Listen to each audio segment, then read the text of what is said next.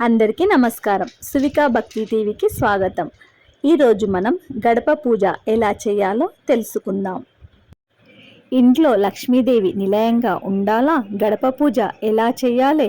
పూజకు కావాల్సిన సామాగ్రి, పూజా విధానం, గడప పూజకు కావాల్సిన సామాగ్రి గురించి తెలుసుకుందాం. ముందుగా పసుపు, కుంకుమ, ముగ్గు పిండి అంటే బియ్య పిండి, పూలు, దీపము, అగరబత్తి, నీళ్లు మొదలైనవి అవసరం. పూజా విధానం. ఇంటి గడపకు చేసే పూజా విధానం. ఉదయం స్నానం చేసి ఇంటి గడపను శుభ్రంగా కడుక్కోవాలి. తర్వాత అందమైన ముగ్గు, బియ్య పిండితో అందమైన ముగ్గు వేయాలి.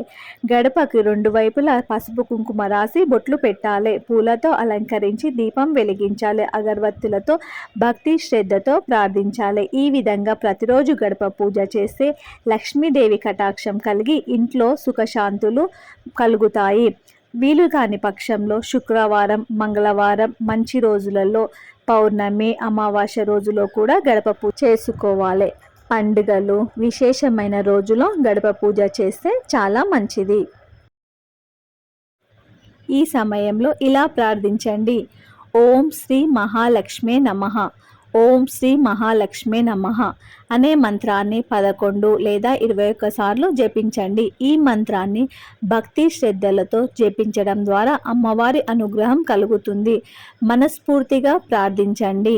ఇంట్లో సిరి సంపదలు, శాంతి, ఆరోగ్యం కలగాలని అమ్మవారిని మనస్ఫూర్తిగా ప్రార్థించండి. అమ్మవారి కటాక్షం మీ కుటుంబంపై ఎల్లప్పుడూ ఉండాలని కోరుకుంటూ ఓం శ్రీ మహాలక్ష్మే నమః. ఇంట్లో సిరి సంపదలు నిండుగా, కుటుంబం శాంతి, సుఖ సంతోషాలు కలగాలని, అమ్మవారి అనుగ్రహం ఎల్లప్పుడూ మనపై ఉండాలని కోరుకుంటూ, మనందరిపై ఉండాలని కోరుకుంటూ ఓం శ్రీ మహాలక్ష్మే నమః. గడప పూజ వల్ల కలిగే ఫలితాలు. లక్ష్మీదేవి అనుగ్రహం లభిస్తుంది. ఇంట్లో సానుకూల శక్తి వాతావరణం ఏర్పడుతుంది. కుటుంబంలో శాంతి, సుఖశాంతులు పెరుగుతాయి.